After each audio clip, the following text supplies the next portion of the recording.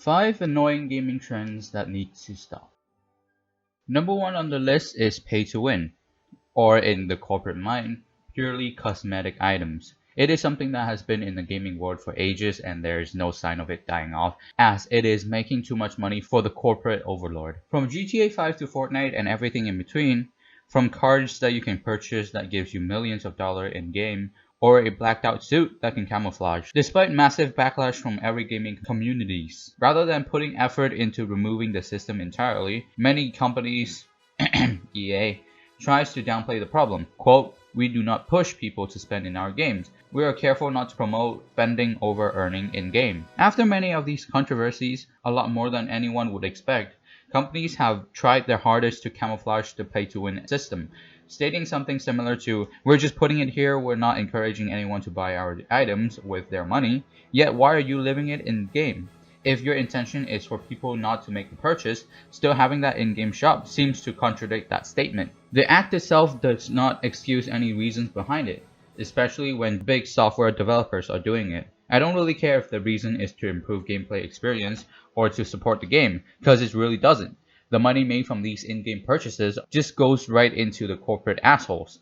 And don't bring up the improved gameplay experience bullshit, because it doesn't. It only breaks the game even more, no matter how balanced it is. In short, it is a shitty way to make money, and everyone who says it's not is for goddamn sure lying to themselves and everybody.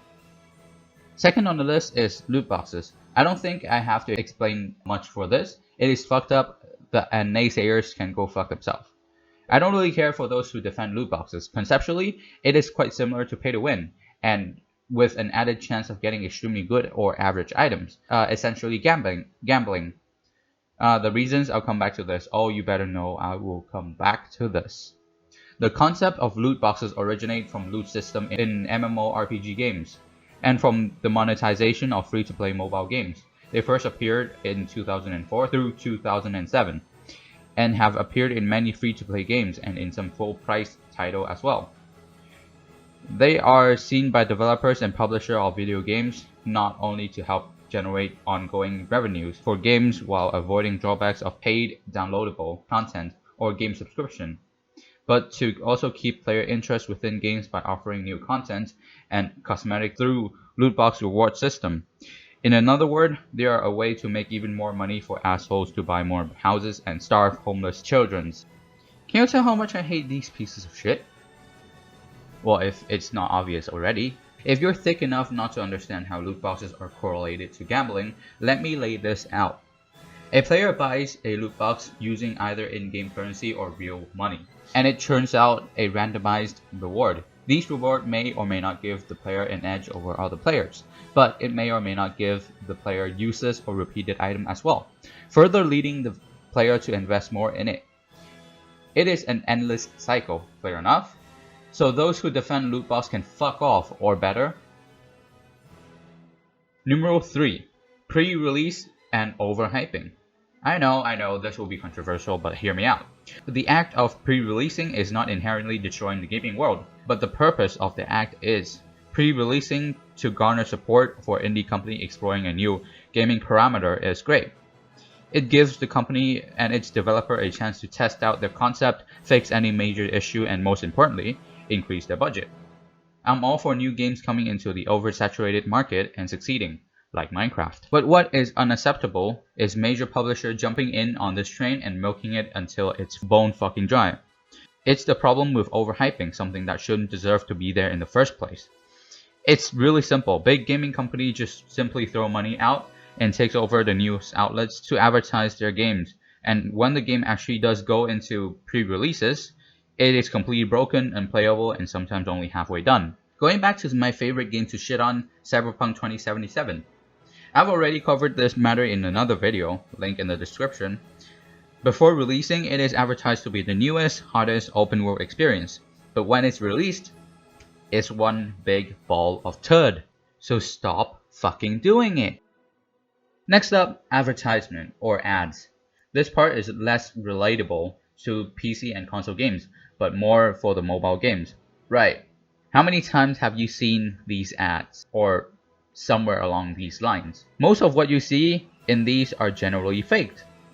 If you look these up on Google, most of them are called misleading. But I feel it's worse than misleading.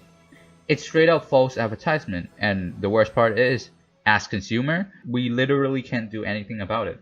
Why is that, you may ask? It's because of security issues. Apple and Google like their advertisement money more than providing a secure platform to get games on, leading to very questionable things. Adding to the fact that many of these companies create fake ads are not located in the US, hence they are not subject to US copyright laws. They are more or less in countries with very loose laws regarding intellectual properties, false advertisement, and many more. In fact, many of these companies are in China, not to disrespect any Chinese, but they don't exactly have the problem of quote-unquote borrowing content from well-known games.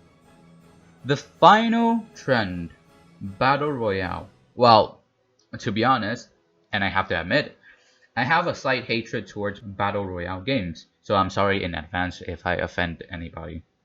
This genre of games have been milked so dry that there's sand coming out of it at this point. Especially with Battle Royale games releasing almost every year, sometimes even twice, 3 times a year. They come out, they break some inconsequential record, and then fucking dies. Not that all Battle Royale games are bad, but the market is so saturated with the shitty knockoff that it buries the good ones. Is it just me, or no real innovation really came from these genres of games? Every single one of them seems to have a same with one small quote-unquote but, and then that's it. It is devoid of any genuine passion and sincerity in building a game. So many Battle Royale games are cash grabs for their respective companies, not that I respect them in any sense, just because of its popularity. Take Fortnite, a dumb game that is dumb and dumber.